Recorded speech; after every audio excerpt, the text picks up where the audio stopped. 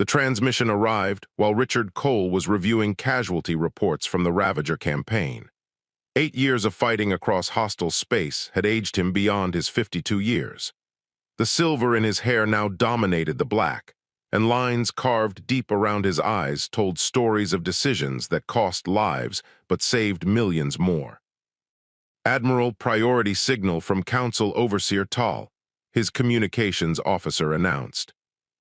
Richard set aside the reports, 200 ships lost, 400,000 personnel dead, but humanity had kept its promise to the Galactic Council. The Ravager threat was finished. Put him through. The Overseer's face filled the screen. His species had too many eyes and not enough empathy, Richard had learned over the years. Admiral Cole, the Council requires your fleet immediately. New crisis in the Outer Rim. The Devourers are attacking our colonies. Richard felt his jaw tighten. His ships needed repairs. His people needed rest. They had earned the right to go home. Overseer, my fleet has been in continuous combat for... The coordinates are being transmitted now. This is not a request, Admiral. The Council expects compliance. The channel cut before Richard could respond. He stared at the blank screen, then at the coordinates appearing on his tactical display. Deep space, uncharted territory. Every instinct screamed warning, but humanity had signed treaties, given its word. Set course, he ordered. All ships to follow. The jump to the coordinates took 6 hours. Richard spent them walking through his flagship, the Retribution. He saw exhaustion in every face. Mechanics working on failing systems. Medical bays still treating wounded from battles fought months ago. Families living in cramped quarters, following their military partners across the galaxy because Earth was too far for anything but messages that arrived weeks late. When they emerged from faster-than-light travel, Richard knew immediately something was wrong. No Devourers, no battle, no crisis. Instead, 2,000 Council warships waited in perfect formation. Battle stations, Richard said quietly. His crew moved with the efficiency of veterans who had survived the unsurvivable. Chancellor Brivon appeared on the view screen. The Council leader looked almost apologetic. Almost. Admiral Cole, I regret this necessity. What necessity? Richard kept his voice level. We answered your call. Yes, and that is why you are dangerous. Brivon gestured to someone off-screen. Your species has proven too capable, too aggressive, too willing to fight. The Council has concluded that humanity represents a threat to galactic stability. Richard felt ice in his veins. We have honored every treaty, fought your wars, bled for your worlds. Indeed, which is why Earth will be told you died heroically, destroying the Ravager homeworld in a final glorious battle. Your families will receive medals. Your names will be remembered. Brivon's expression hardened. But your fleet cannot be allowed to return home. Humanity will be guided into a more appropriate role, one without such formidable military power. You are making a mistake, Richard said. Surrender your ships and your crews will be treated humanely. Resist, and we will destroy you all anyway. You have 5 minutes. The channel closed. Richard looked at his bridge crew. They looked back at him. 8 years together, hundreds of battles, they had never surrendered, never retreated, never stopped fighting. All ships, Richard transmitted. They mean to murder us and enslave Earth. I will not order you to fight a battle we cannot win. Any ship that wishes to surrender may do so. No judgment, no dishonor. He waited, silence filled the channel. Then Olivia Grant's voice came through, captain of the destroyer Vengeance. Retribution, this is Vengeance. We didn't come this far to die quietly. Request permission to engage. One by one, every captain reported ready. 400 ships against 2,000. Impossible odds. Then let us teach them why they should have feared us more than the Ravagers, Richard said. All ships, evasive pattern Delta, target their command vessels, make them pay for every human life. The battle lasted 14 hours. Human ships moved like wolves among sheep, striking fast and vanishing into weapons fire before the lumbering council vessels could respond. Richard's tactical officers called targets with precision born from years of fighting enemies that outnumbered them. His weapons crews fired until barrels overheated and backup systems failed. His pilots flew attack runs that defied physics and sanity. When Council ships exploded, Richard felt no satisfaction, only grim determination. His people were dying all around him. Good people, people who trusted him. The Retribution shook as energy beams tore through. Her shields, consoles exploded. The deck tilted as artificial gravity failed in sections. Robert Hayes, his chief engineer, reported cascade failures across all systems. "Get us out of here," Richard ordered. "Any ships that can jump, jump now. Scatter, regroup at fallback point Omega." The remaining 90 ships fled into deep space, leaving 310 wrecks behind. Richard watched his tactical display as the Council fleet regrouped. They had destroyed 600 Council vessels, but the cost was catastrophic. "Casualty report?" he asked quietly. Patricia Morris, his chief medical officer, looked at her console with hollow eyes. 1.8 million dead, sir. 200,000 survivors across the fleet." Richard closed his eyes. 1.8 million, people who had trusted the Council, trusted him. People with families waiting on Earth who would never know the truth. "Sir, should we try to reach Earth?" his navigation officer asked. Richard opened his eyes. "Yes, but carefully, we are ghosts now, dead men to the Council, dead heroes to Earth." He looked at the stars ahead, 14 months of dangerous travel between his fleet and home. "We will reach Earth, we will tell them what happened, and then we will make the Council answer for every single life they took from us." The survivors gathered in the Retribution's damaged hangar bay. Richard stood before them, seeing grief and rage in equal measure. "They think they killed us," he said. "They think they can tell Earth whatever lies they want. They think humanity will submit." He paused. "They are about to learn how wrong they are. We are going home, and when we get there, the galaxy will learn what happens when you betray humanity." The roar of approval echoed through the damaged ship. Richard felt it in his chest. They were wounded. They were outnumbered. They were supposedly dead. But they were not defeated. Not yet. Not ever. Hunger changed people in ways Richard had not anticipated. After 3 weeks of half rations, the fleet's personnel moved slower, thought slower, argued over things that would have been laughable before. He watched a young pilot nearly come to blows with a mechanic over a missing wrench. Both apologized immediately, ashamed, but the tension remained. The fleet drifted through a debris field left by some ancient war. Robert Hayes had calculated they could salvage enough materials to repair critical systems, maybe extend their food supplies if they found anything organic. Richard approved the operation, knowing desperation was a poor advisor, but the only one they had. Olivia Grant brought the Vengeance alongside a derelict ship 3 times her destroyer's size. Her salvage teams reported finding nothing useful. Just bones, thousands of them, some species that died fighting an enemy that left no trace. "Sir, contact," Diana Wells announced. The intelligence officer had been monitoring all frequencies, hoping to find something, anything that might help them survive.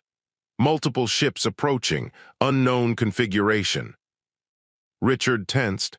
"Battle stations, what condition are our weapons?" 40% operational across the fleet, Robert reported. "We can fight, but not for long." The unknown ships emerged from behind a shattered moon. 12 vessels built from scavenged parts and desperation. They looked like they belonged in a museum, not in space, but they moved with purpose. A transmission came through. The face on screen belonged to a species Richard had seen only once before, in Council archives marked "Extinct, Cleansed for Rebellion." "Human vessels," the alien said in halting universal language. "We are wanderers. You flee the Council, yes." Richard chose honesty. "Yes, they tried to kill us. We survived." The alien's expression shifted into something that might have been a smile. "Then you understand. We are wanderers because Council took our home 400 years ago. We survive in the dark places. We help others who run from Council lies." "Why help us?" Richard asked. "Because Council fears you. We watched your battle. 90 ships escaped 2,000. That is not luck, that is human. The Wanderer paused. Also, we trade, we give supplies, repair knowledge, safe routes. You give us weapons technology. Council fears your weapons most of all. Richard looked at his senior officers. Robert nodded slowly. Olivia looked skeptical but hopeful. Patricia simply shrugged, her medical bays too full of dying people to care about politics. Agreed, Richard said. But I want something else. When we return to Earth, when we fight back, I want your people to have their home again. Help us now, and humanity will help you later. The Wanderer leader, who called himself Keeper Narth, actually laughed. Big promise from dead fleet, but we accept. Council taught us to take big risks. Over. The next month, the Wanderers proved their worth. They arrived with food synthesizers that turned asteroid minerals into something technically edible. They showed human engineers how to repair damaged faster-than-light drives using methods the Council considered impossible. They provided star charts marking routes through regions where Council patrols never ventured. In exchange, Robert shared human weapons specifications, torpedo designs, shield harmonics, tactical subroutines. The Wanderers studied everything with the intensity of students who knew the test would be their survival. Diana discovered something during her intelligence work with Wanderer communications specialists. The Council had declared the human fleet destroyed heroically in battle against the Ravagers. Earth held memorial services, families mourned, statues were erected. Worse, Council peacekeeping forces were being positioned near human colonies. The official reason was protection. The real reason was obvious to anyone paying attention. They are preparing to take over, Diana reported. Slowly, carefully, they will present it as guidance and support. By the time Earth realizes what happened, it will be too late. Richard called a meeting of all ship captains. They gathered virtually, their faces on screens showing exhaustion and determination in equal measure. We cannot match them ship for ship, Richard said. But we do not need to. The Council fights like they always fight, overwhelming force, direct confrontation, predictable tactics. He pulled up tactical data from their escape battle. We hit them where they are weak, supply lines, isolated garrisons, command and control. We make them afraid to spread out. We make every Council ship fear the dark. Susan Wright, who commanded the Marine contingent across the fleet, spoke up. My teams can board disabled Council ships, capture them intact, learn their systems, turn their own vessels against them. Do it, Richard approved. We need every advantage. James Park, the weapons officer, proposed modifications to their torpedoes. Council shields are designed to stop Council weapons, but if we alter the harmonics, combine our warheads with Wanderer tech, we can punch through. Approved, start production immediately. The transformation of the fleet took months. Ships that had been conventional warships became something else entirely. Stealth systems scavenged from. Council wrecks, experimental weapons built in workshops that violated a dozen safety regulations. Boarding teams trained in zero-gravity combat and sabotage. The Council had created a conventional fleet to fight their wars. What returned to human space would be something they had never faced before. Something born from betrayal and desperation and human fury. Keeper Narth visited the Retribution one final time before the fleet crossed into Council space. He found Richard staring at a memorial wall, names of the dead scrolling endlessly. You carry heavy weight, the Wanderer observed. 1.8 million dead. Their families think they died heroes. The truth is they were murdered. And now you go to tell truth, to fight for justice. Narth tilted his head. Council will send more ships, many more, you know this, yes? Yes. And you go anyway. Richard turned from the memorial. The Council made a mistake. They thought killing most of us would scare the survivors into hiding. They do not understand humanity. We do not hide from bullies. We make bullies regret their choices. Narth made a sound that might have been approval.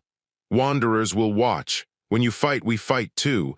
Council took our home, time to take it back. The fleet reached the edge of Council space after 14 months in the dark. Richard stood in his ready room looking at the star charts. 3 months to Earth. 3 months of dodging patrols and hiding in the shadows. Or they could announce their presence. Let the Council know they had failed. Let Earth know the truth. Prepare a message, Richard told Diana. Broad spectrum, every frequency. I want the galaxy to hear this. What is the message, sir? Richard smiled without humor. Tell them the dead have returned, and they have brought hell with them. The fleet jumped forward, toward home, toward truth, toward a reckoning that was 8 years and 1.8 million lives overdue. Henry Shaw had not slept properly in 14 months, not since the coded message arrived through channels that officially did not exist. Richard Cole was alive, the fleet was alive, and everything the Council said was a lie. He sat in his office on Earth Defense Station Alpha, watching construction crews work on what official reports called infrastructure upgrades. Unofficially, they were building weapons platforms, hidden ones. The Council observers watching Earth shipyards saw commercial vessels being constructed. They did not see the military-grade power cores being installed. They did not notice the weapon ports disguised as cargo bays. Lawrence Foster entered without knocking. The younger admiral looked tired but energized. Latest batch of pilots completed training. We are up to 40,000 certified for combat operations. The Council thinks they are learning asteroid mining navigation. Good, and the colony defenses. Mars has 6 hidden battle stations. The Belt colonies have enough firepower to hold off a small fleet. We have been very careful, very patient. Lawrence paused. But Henry, we cannot keep this secret much longer. The Council is pushing for their protection treaty. If we refuse, they will force the issue. Henry nodded. He had read the proposed treaty. It was slavery with diplomatic language, Council observers on every human world. Council approval required for all military production. Council veto power over human government decisions. Let them push. Richard will be here soon, then we stop pretending. The Council fleet arrived at Earth 3 days later. 500 warships. Chancellor Brivon himself commanded them. He appeared on every screen across Earth and her colonies, his smile practiced and empty. People of Earth, I bring greetings from the Galactic Council. In honor of your heroic fleet sacrifice, we offer protection and partnership. Our treaty will ensure your safety and prosperity. Henry listened to the speech and wanted to vomit. The Chancellor spoke of mutual benefit while his warships positioned themselves around Earth like a noose. The message was clear: sign or suffer. Henry requested time to review the treaty. The Chancellor agreed graciously. Of course, take 7 days, we are patient. The unspoken threat hung in the air. 7 days, then the Council would take what they wanted by force. On the 5th day, alarms screamed across every human military installation. Ships appearing at the edge of the solar system. Unknown configuration. 90 vessels. Then Diana Wells' voice cut through on emergency frequencies. Earth Defense Command, this is Intelligence Officer Wells of the EDF Retribution. Authorization code confirmed. The dead fleet has returned. Henry felt his heart stop, then restart, then pound so hard he thought his chest would burst. The Council fleet scrambled to intercept. They assumed pirates or rebels. Then someone ran the ship signatures through the database. The silence that followed told Henry everything. Richard Cole broadcast on every frequency. Military, civilian, council, everyone heard. This is Admiral Richard Cole of Earth Defense Fleet. 14 months ago, the Galactic Council ordered my fleet to coordinates in deep space. We went because we trusted our allies. We went because we honored our treaties. When we arrived, 2,000 Council warships were waiting. Chancellor Brivon ordered us to surrender. When we refused, they tried to murder all of us. The broadcast included ship logs, battle recordings, intercepted Council transmissions, everything. 1.8 million humans died that day, murdered by the same Council that now pretends to offer Earth protection. The Council told you we died fighting the Ravagers. That was a lie. They killed us because they feared us, because we were too good at fighting their wars, because strong humans threatened their control. Riots erupted across Earth, on Mars, in the Belt colonies. People who had mourned family members now knew those family members were murdered. The Council installations on human worlds found themselves surrounded by angry crowds. Chancellor Brivon attempted damage control. He called Richard a liar, a rebel, a terrorist trying to destroy galactic peace, but the evidence was overwhelming. Every second of the ambush, every casualty report, every intercepted Council communication discussing the human problem. Henry Shaw activated Earth's hidden defenses. Battle stations powered up. Hidden warships emerged from camouflaged positions. The Council fleet suddenly found itself surrounded. Richard transmitted his ultimatum. Chancellor Brivon, you have 24 hours to remove every Council ship from human space. After that, we will consider your presence an act of war. And unlike you, when we declare war, we finish it. Brivon laughed. Henry watched the Council leader's face on screen, saw genuine amusement. Admiral Cole, I have 500 ships. You have 90 damaged vessels. Earth has perhaps 200 more. Even combined, you cannot win. Surrender now and I will show mercy. Richard's response was ice. You still do not understand what you awakened. You tried to kill us quietly, tried to make us disappear. You failed. Now the galaxy knows what you are. Now humanity knows what we face. And we will not submit, not to you, not to anyone. The broadcast ended. Henry contacted Richard through secure channels. Good to hear your voice, Richard. Likewise, Henry, I see you have been busy. I had a good teacher. What is your plan? Simple, we hit them where it hurts. Not here, not yet. The Council has supply depots, staging areas, shipyards, all lightly defended because they never imagined anyone would dare attack them. Richard paused. I sent you tactical data, 3 targets, 3 task forces, simultaneous strikes. We cripple their logistics and force them to withdraw forces from Earth. Henry reviewed the plans. They were audacious, insane, perfect. When?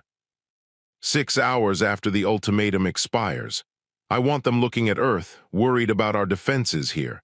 They will not expect us to attack across a 50-light-year front. The next 24 hours crawled by. The Council fleet maintained position around Earth but did not attack.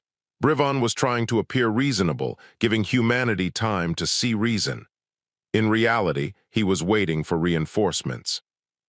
Those reinforcements would not arrive in time. When the ultimatum expired, Brivon broadcast one final message. Admiral Cole, you force my hand. I regret what must happen next. Earth will be occupied for its own protection. Your colonies will be secured. Resistance is futile.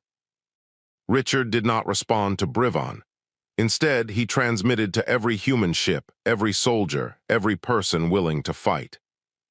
They tried to erase us. They failed. They tried to scare us. They failed. Now they think overwhelming force will make us surrender. They are about to fail again. All ships execute Assault Plan Alpha. Show them what happens when you betray humanity. The fleet divided. Admiral Cole took Task Force Alpha toward Rigel.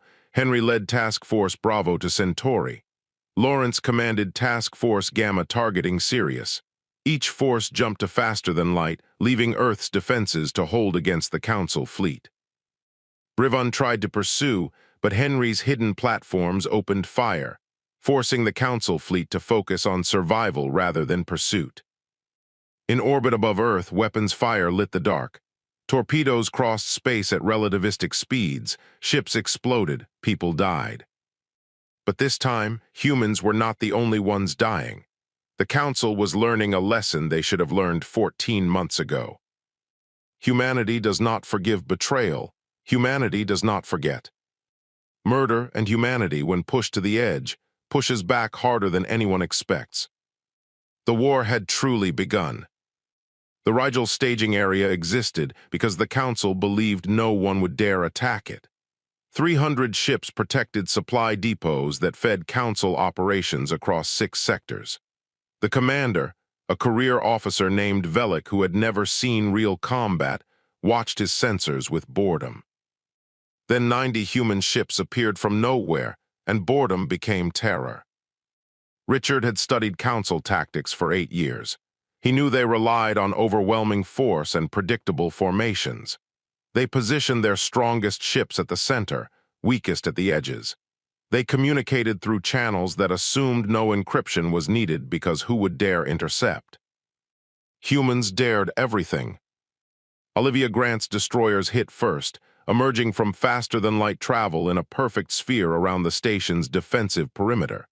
Her ships moved like sharks, fast and vicious, targeting sensors and communication arrays. Within minutes, the Council ships were blind and deaf. Then Richard's heavy cruisers arrived. Their opening salvo used James Park's modified torpedoes. The weapons phased through Council shields as if they did not exist. 3 Council battleships exploded before their crews understood they were under attack. "All ships pattern Delta," Richard ordered. His tactical display showed chaos among the Council defenders. They were trying to form defensive positions, but human ships refused to stay still. They struck and vanished, appeared and disappeared, attacked from angles that should have been impossible. Robert Hayes had installed experimental stealth systems on every ship. The technology was unstable and prone to failure, but it worked long enough. Council targeting systems struggled to lock onto ships that flickered in and out of sensor range. Commander Velick attempted surrender. Richard considered accepting. Then he remembered 1.8 million dead, remembered families told lies, remembered Brivon's smug face promising to destroy Earth. "Denied," Richard transmitted. "You get the same mercy you showed us." The Rigel staging area ceased to exist in 6 hours. Every supply depot destroyed. Every ship disabled or destroyed. 40,000 Council personnel dead or captured. The human fleet lost 2 ships and suffered moderate damage to 6 more. Richard recorded everything. Every explosion, every desperate Council transmission begging for mercy. He would broadcast it all. Let the galaxy see what happened when you betrayed humanity. Henry Shaw faced harder resistance at Centauri. The logistics hub there housed a battle group that responded quickly, 120 Council ships against 60 human vessels. The fight was brutal. But Henry had trained the new generation of Earth's pilots. They flew like Richard's veterans, aggressive and fearless. They used the terrain, hiding behind asteroids and debris, striking from unexpected vectors.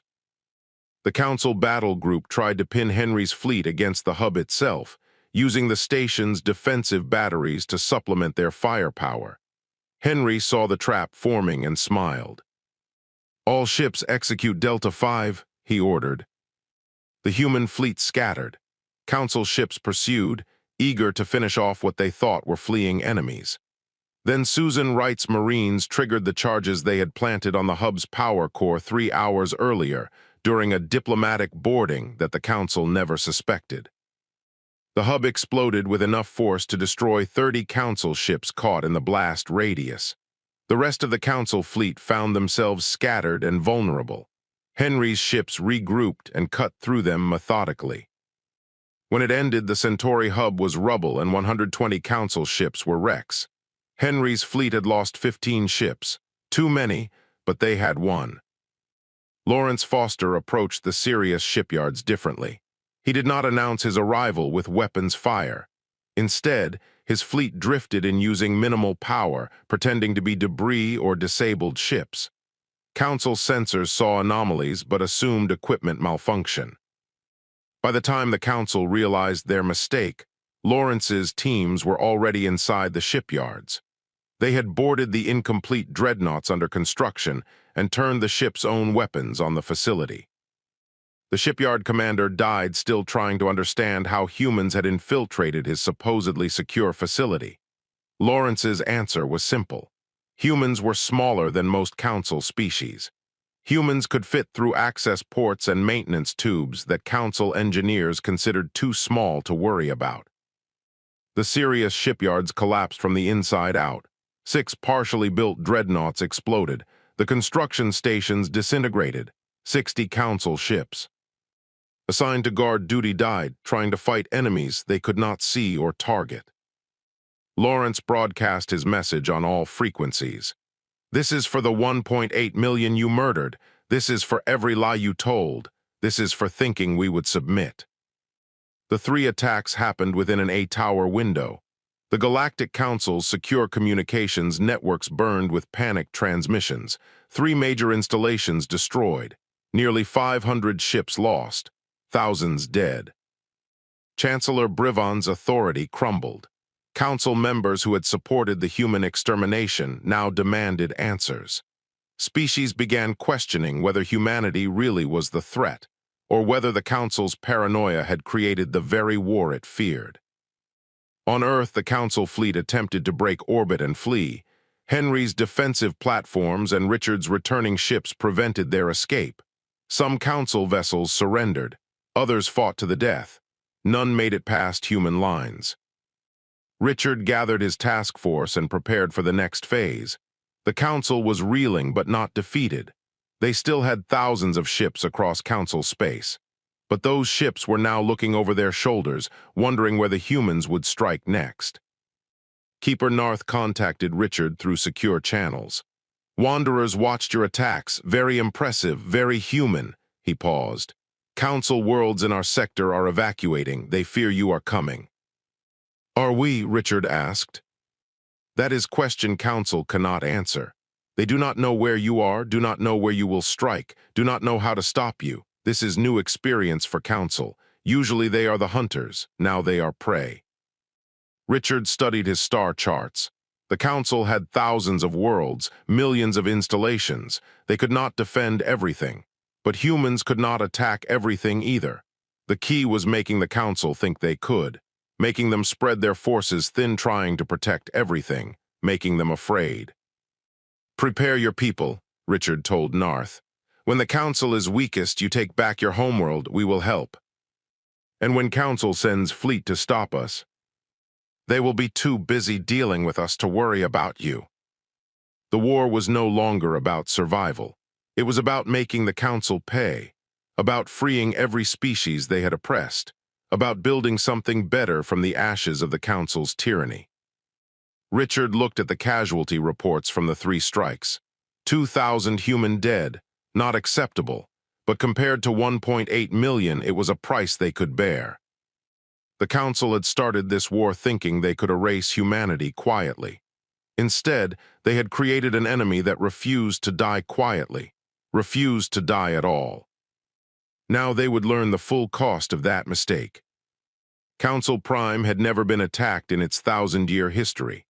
The capital world sat at the heart of Council space, protected by 400 warships and enough defensive platforms to destroy a small fleet. Its inhabitants considered themselves untouchable. Richard Cole intended to prove them wrong. The human fleet arrived in 3 waves. First came Diana Wells and her intelligence ships, jamming Council communications and feeding false sensor data. The Council defenders saw phantom fleets in 6 different sectors, forcing them to split their forces. Second came Olivia Grant and the destroyer squadrons. They hit the outer defensive platforms with concentrated fire, using the modified torpedoes that ignored Council shields. Platforms that had stood for centuries disintegrated in seconds. Third came Richard with the main battle group, 150 ships against 400. Bad odds, but not impossible ones. The Council fleet commander attempted to use the classic hammer and anvil tactic, pinning the humans against the planet while surrounding them.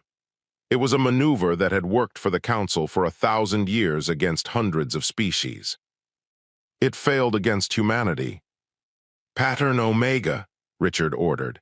His fleet scattered into dozens of small groups, each moving independently but coordinated through encrypted channels the Council could not crack. Council ships tried to pursue individual groups but found themselves isolated and vulnerable.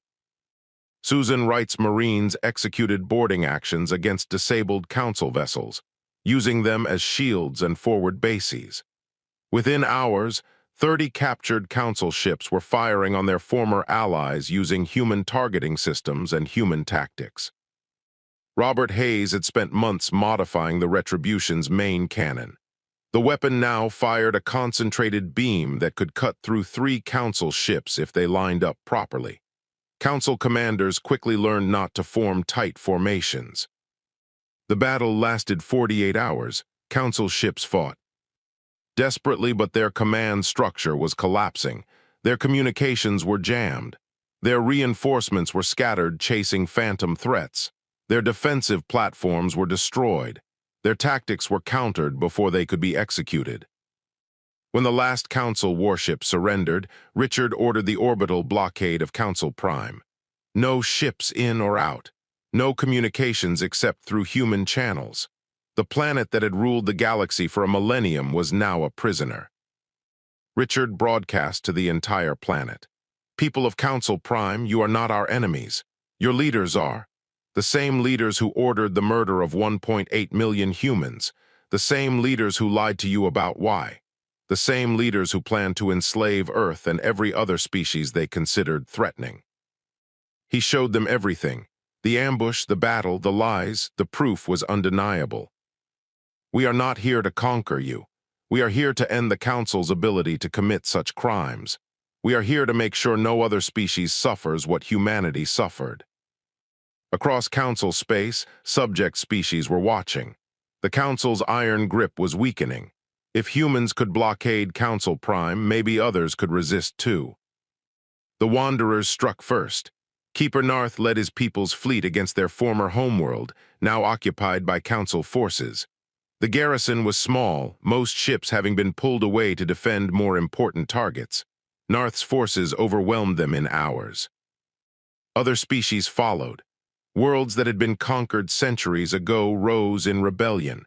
Council garrisons found themselves fighting uprisings while watching for human attacks that could come from anywhere. Chancellor Brivon attempted to rally the remaining loyalist forces.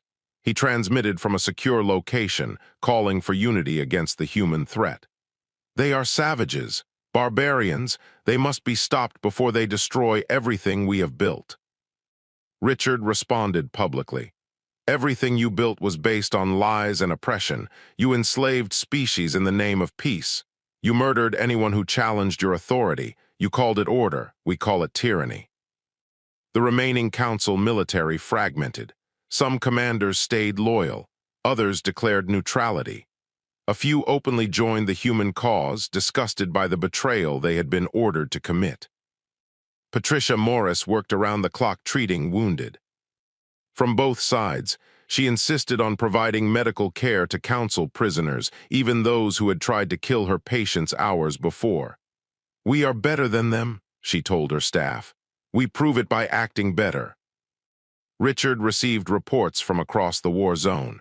Human forces were winning, not because they had more ships or better technology, but because they fought with a fury born from betrayal and a determination that refused to accept defeat. Lawrence Foster captured a Council admiral during a boarding action. The admiral was old, a veteran of dozens of campaigns. He looked at Lawrence with something between respect and horror. You fight like demons, the admiral said. We thought destroying most of your fleet would break your spirit. Instead, it made you stronger. How? Lawrence considered the question. Because you killed our families, our friends, people we loved. You thought that would make us afraid, but grief does not make humans weak. It makes us dangerous. You should have learned that before you betrayed us. The final battle came at the Nexus Relay, a massive communications hub that connected Council space. Whoever controlled it could monitor or disrupt all Council transmissions. The Council sent their last major fleet to defend it. 300 ships against 120 human vessels. Henry Shaw commanded the human force. He had learned from Richard's tactics but added his own innovations. His ships used gravity wells from nearby stellar bodies to slingshot around defenders, building momentum that made their attacks devastating. The battle was fierce. Council forces fought with the desperation of those who knew this was their last stand. But human forces fought with the certainty of those who had already survived the worst the Council could do. When it ended, the Nexus Relay was under human control. The Council's communication network was in human hands. Every transmission, every order, every secret. Diana Wells began broadcasting intercepted Council communications. Evidence of crimes beyond the human massacre, species eradicated for resources, worlds destroyed for refusing to submit, lies upon lies upon lies. The Galactic Council did not collapse with dramatic speeches or final battles. It dissolved as member species simply stopped acknowledging its authority. Why follow a government exposed as genocidal liars? Why obey leaders who ordered the murder of allies? Chancellor Brivon tried to escape Council Prime on a smuggler's vessel. Henry's ships intercepted him. The once powerful leader was brought before a tribunal of species he had oppressed. Richard attended the proceedings but did not speak. He let the evidence speak. Let the victims speak. Let the truth speak. Brivon was sentenced to exile on a barren world. No contact with civilization. No chance of rescue. He would live out his days knowing he had destroyed everything he tried to protect through fear and betrayal. Richard felt no satisfaction, only exhaustion. The war was over. The council was broken, but the cost had been enormous. 2.1 million humans dead across all battles, countless aliens dead, entire worlds devastated. Was it worth it? Olivia asked him as they watched Brivon's ship depart for his prison world. Richard thought about the families who would never see their loved ones again, the children who grew up without parents, the futures stolen by fear and lies. No, he said honestly, but it was necessary. They gave us no choice. Surrender meant slavery, fighting meant death. We chose to fight and somehow survived. Now we make sure it meant something. The galaxy was watching, waiting to see what humanity would do with its victory. Richard intended to show them something they had never seen before. A species that won a war and did not become conquerors. A species that gained power and used it to free others, not enslave them. The hard part was just beginning. The memorial wall stretched for 3 kilometers across the lunar surface. 2.1 million names carved in stone that would last millennia. Richard Cole walked its length slowly, reading names of people he had commanded, fought beside, lost. Patricia Morris found him there at dawn, Earth rising over the lunar horizon. She carried 2 cups of something that might have been coffee if you were generous with definitions. "You come here too often," she said gently. "Not often enough," Richard accepted the cup. "Every name here is someone who trusted me, someone I failed." "You did not fail them. The council murdered them. You gave the survivors purpose. You gave us victory. You gave humanity a future." She paused. "But you need to let yourself be human again. The war is over." Was it? Richard was not certain. The council was gone, but the galaxy remained dangerous. Old enemies, new threats, species testing. Humanity's resolve. The Treaty of Saul had been signed 3 months ago. Representatives from 70 species gathered on Earth to create a new galactic compact. The rules were simple. No species could dominate others. No council could claim absolute authority. Defensive alliances were encouraged. Offensive wars were prohibited. Violations would be met with force. Human force. Richard had argued against making humanity the galaxy's police force, but the other species insisted. "You proved you can win wars," a delegate said. "More importantly, you proved you do not want to. That makes you the only ones we trust with that power." So humanity became the guarantor of galactic freedom. Not rulers, not conquerors, protectors. Richard was not sure which was worse. Olivia Grant had retired immediately after the treaty signing. She bought a small farm on Mars and refused all interviews, all requests to speak about the war. Richard understood. Installations now delivered medicine and food to species in need. The transformation was not easy. Many humans wanted revenge, wanted to occupy council worlds, wanted to make those who supported the betrayal suffer. Richard understood the desire. Sometimes he shared it. But he also understood that vengeance was a cycle with no end. The council had feared humanity and tried to destroy them. If humanity now ruled through fear, the cycle would repeat. Eventually, someone would try to destroy Earth the way Earth destroyed the council. "We break the cycle," Richard told the assembly when they debated harsher terms. "We win the war and show mercy. We gain power and share it. We suffer betrayal and respond with justice, not revenge. That is how we prove we deserve to survive. 5 years after the war ended, Richard received a message from an unexpected source. A council species called the Trell who had voted for humanity's extermination. Not weakness. 10 years after the war, the galaxy had transformed. Independent species cooperated as equals. Trade flourished. Technology advanced. Wars still happened but were smaller, resolved through mediation rather than annihilation. Richard retired finally, truly retired. He returned to the memorial wall one last time before leaving public service. Patricia joined him again. "Any regrets?" she asked. "Thousands, every name on this wall, every battle, every decision." He touched the stone. "But also pride. We survived. We won. We built something better from the ashes. That has to mean something." It does. Future generations will never know how close we came to extinction, how hard you fought to give them that future. She smiled. That is the ultimate victory, peace so complete that people forget war was ever necessary. Richard hoped she was right, but he also hoped humanity never forgot the lessons, never forgot that freed.